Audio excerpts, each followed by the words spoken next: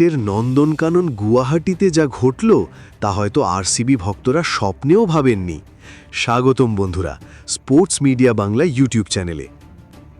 আরসিবির দেওয়া 202 রানের পাহাড় প্রমাণ লক্ষ্য তাড়া করতে নেমে রাজস্থান রয়্যালসের 15 বছর বয়সী তরুণ প্রতিভা বৈভব সূর্যবংশী মাত্র 26 বলে 78 রানের এক বিধ্বংসী ইনিংস খেলেন।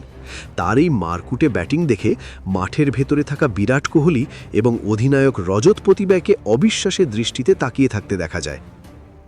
15 বছরের বৈভব মাত্র 15 বলে হাফ সেঞ্চুরি করে আইপিএল ইতিহাসের অন্যতম দ্রুততম 50-র রেকর্ড গড়েন। তার ইনিংসে ছিল 8টি 4 এবং 7টি ছক্কা। বৈভব আউট হওয়ার পর হাল ধরেন ধ্রুব জুরেল।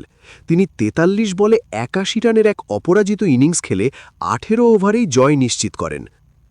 আরসিবির বোলিং ইউনিটের নেতৃত্ব দিচ্ছিলেন অভিজ্ঞ ভুবনেশ্বর কুমার, কিন্তু এই দুই তরুণের মারের সামনে তিনি ছিলেন নিরুপায়। এক পর্যায়ে গ্যালারিতে ভুবনেশ্বরের আবেগপ্রবণ এবং হতাশ মুখচ্ছবি ক্যামেরায় ধরা পড়ে, যা দেখে মনে হচ্ছিল তার চোখে জল। বিরাট ও পতিদারের প্রতিক্রিয়া।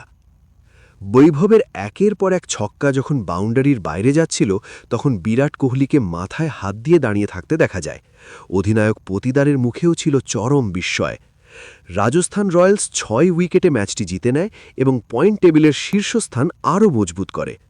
আরসিবির হয়ে রজত পতিদার 63 এবং কোহলি 32 লড়াই করলেও তা যথেষ্ট ছিল না। এই ম্যাচের পরিবেশ এবং বৈভবের নির্ভীক ব্যাটিং সত্যিই আইপিএল 2026-এর অন্যতম সেরা মুহূর্ত হয়ে থাকবে।